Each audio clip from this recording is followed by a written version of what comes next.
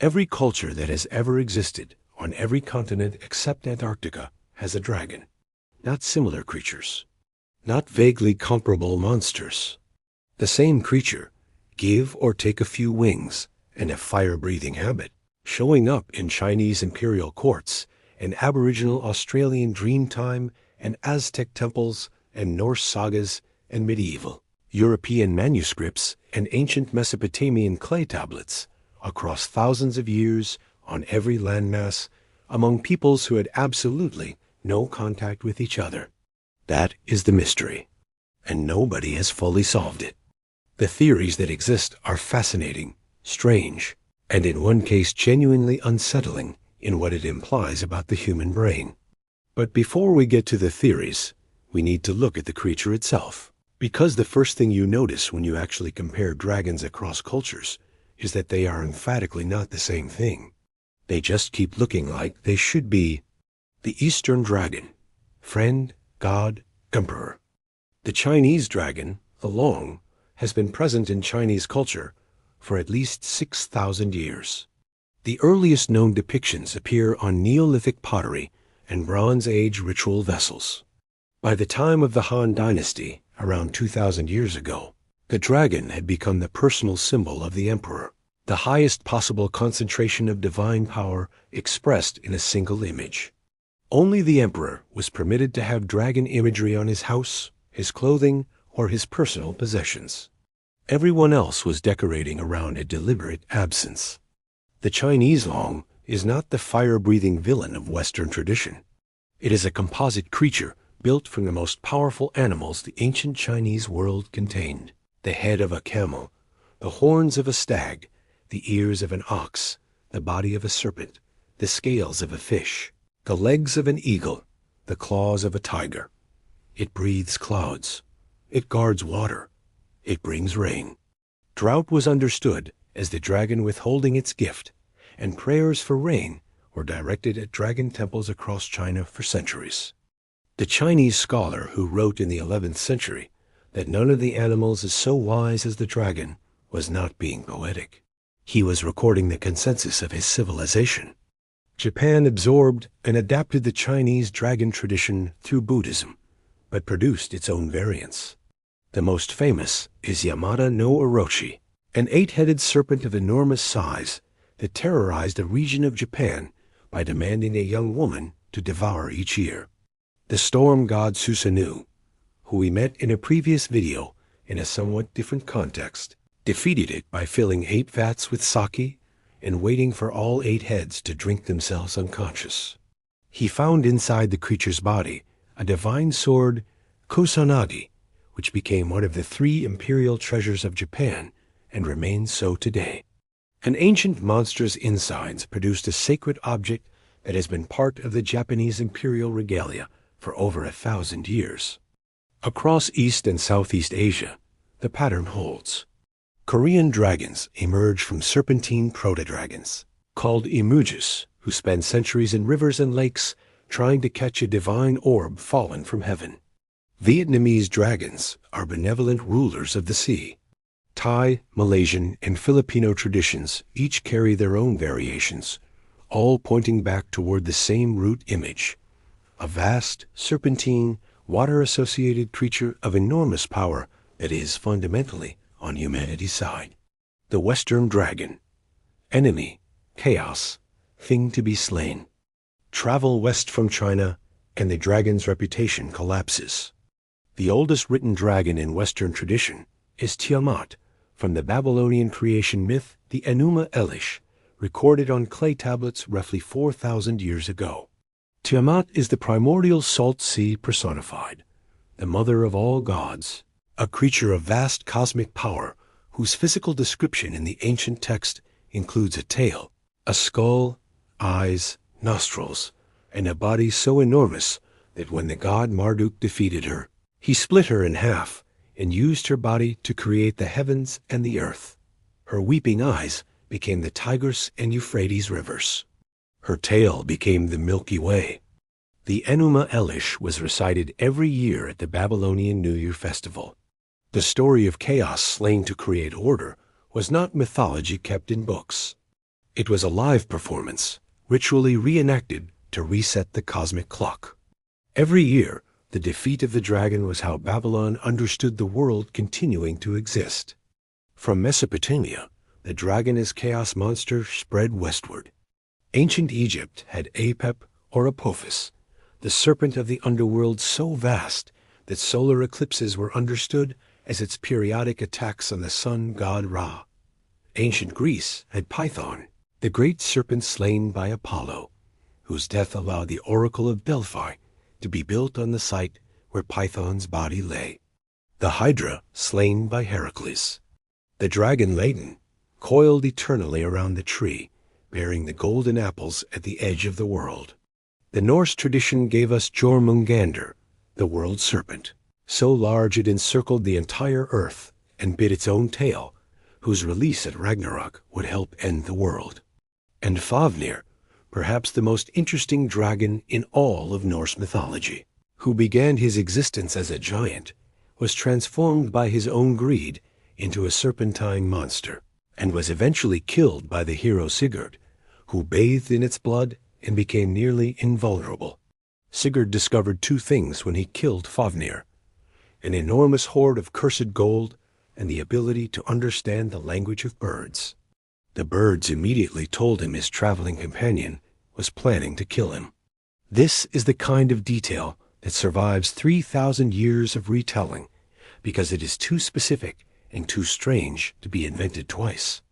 Beowulf, the old English epic written around 1,000 years ago, ends with its elderly hero fighting a fire-breathing dragon that has been enraged by the theft of a single cup from its hoard. Beowulf and the dragon kill each other. Tolkien, who translated Beowulf and wrote his doctoral work on it, took that image directly into the Lonely Mountain, and into Smaug, and into every Western dragon that has appeared in fantasy literature and film since. The lineage from Beowulf to Game of Thrones is unbroken and direct. The isolated dragons, the ones that should not exist. Here is where the mystery deepens in a way that the European and Asian traditions cannot explain on their own.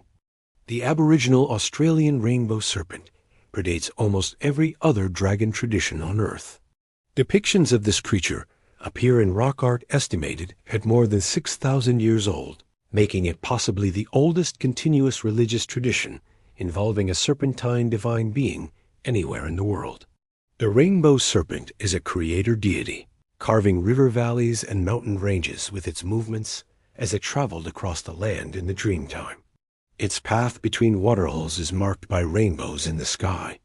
It is simultaneously creator, water deity, and the most powerful being in the cosmos. The Aboriginal Australians had been separated from the rest of the world by rising sea levels for tens of thousands of years when these traditions developed. Whatever connection their rainbow serpent has to the dragons of China or Babylon, it was not cultural exchange.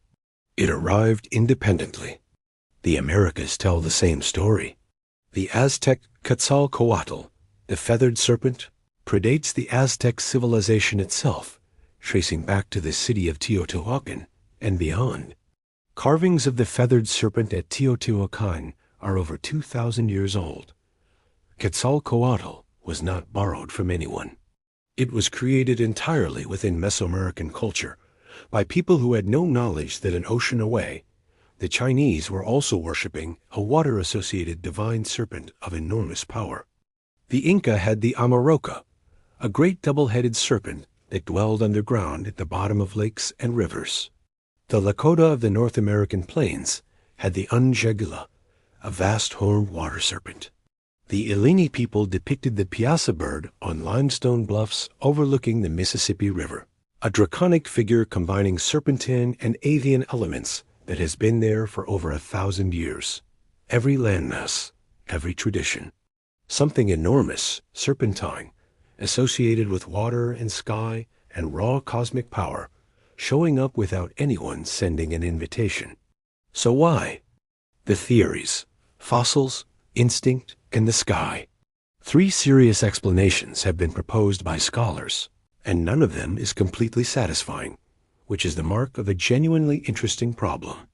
The fossil theory comes from Adrienne Mayer, a classical folklorist and historian of science at Stanford University. Her argument is straightforward. Ancient people found large bones in the ground, and they explained them the only way available to them.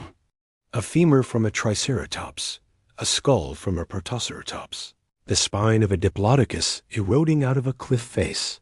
To someone with no framework for extinction or geological time, these are the remains of creatures that died recently, in the world they know. The ancient Chinese found dinosaur fossils in significant numbers, and the word they used for them translates as dragon bones. They were not being metaphorical. In 2024, paleontologists released photographs of a newly described Chinese dinosaur, Dinocephalosaurus orientalis, a long-necked marine reptile whose skeletal proportions bear a striking resemblance to traditional images of the Chinese long. Mayer's theory does not explain all dragons everywhere, but it explains a meaningful portion of them. The instinct theory comes from anthropologist David Jones, and it is the unsettling one. In his book, An Instinct for Dragons, Jones proposed that the dragon is not a cultural invention at all. It is a biological memory. Over tens of millions of years of primate evolution, our ancestors faced three primary categories of predator: large cats, large birds of prey, and large snakes. Natural selection imprinted recognition of these threat profiles so deeply into the primate brain that the response is involuntary, present even in primates raised without exposure to any of these animals. The dragon, Jones argues, is what happens when a human brain combines all three into a single composite image: the body of a snake, the talons and wings of a predatory bird, the face and power of a large cat. The instinct to fear that combination is not learned, it is inherited, which would explain why cultures with no contact produce the same creature. They are all drawing from the same neurological source material. The weather theory, proposed by anthropologist Robert Blust, takes a different angle entirely. Blust studied the global distribution of dragon myths and noticed a consistent pattern. Dragons are almost universally associated with rain, storms, floods, drought, and the movements of water. He proposed that the dragon originated as a pre-scientific attempt to explain the most dramatic and least predictable force in any ancient agricultural society's existence: the weather. The rainbow, a phenomenon that appears at the intersection of rain and light, is specifically identified with serpentine divine beings in cultures as distant from each other as Aboriginal Australia, ancient China, and West Africa. Blust's argument is that the rainbow itself, that enormous curved shape in the sky appearing with water, was the visual origin point of the divine serpent, independently, everywhere humans looked up at the sky after rain. The honest answer is that all three theories are probably partially right, and that the dragon is one of those rare cultural phenomena that has more than one origin, fed by more than one source, arriving at more than one place through more than one mechanism. Fossils in China, instinct everywhere, weather mythology in agricultural societies dependent on rainfall. The different traditions found different routes to the same destination. What is striking is not that the routes converge. It is that they converge on something so specific, a creature this consistent, this persistent, appearing on every continent across 6,000 years of human culture, is telling us something about ourselves that we have not quite finished translating. The dragon might be the oldest thing in the human imagination, older than writing, older than cities, possibly older than agriculture, a shape the human brain generates at the intersection of fear and wonder and the uncontrollable forces of the natural world. All these years of stories, across every culture around the globe, all pointing at the same shape in the dark, and we have never stopped seeing it. If you enjoyed this dive into dragons and want more, subscribe to our channel. If you have something you want us to cover, let us know in the comments. Thanks for watching.